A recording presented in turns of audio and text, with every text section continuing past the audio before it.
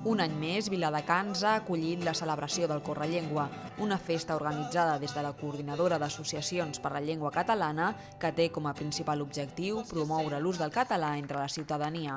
Va ser una iniciativa també que ens va arribar d'una amiga que ens va explicar això i vam començar a fer-ho cada any.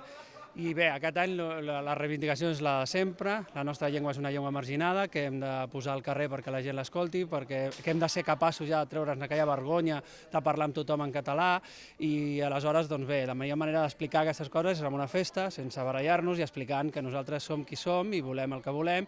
En aquesta ocasió, a més del manifest del Correllengua, el programa d'activitats ha inclòs una lectura de poemes i un concert de folk i de cançó d'autor. Llegirem un parell de poemes del Salvador Espriu i després en els Països Valencians es fa un homenatge també a Josep Maria Esteller.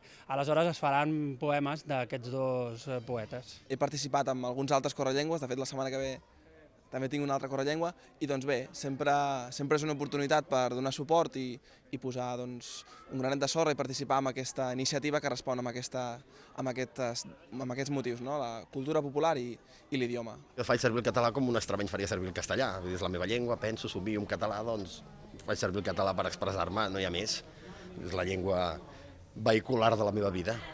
Doncs és per això que la faig servir. Si és bo o dolent fer servir el català a l'hora de cantar, tampoc no importa, no? El Correllengua, que enguany fa un homenatge als 25 anys de la mort de Salvador Espriu, va finalitzar amb les propostes de música en català a diversos bars de la ciutat.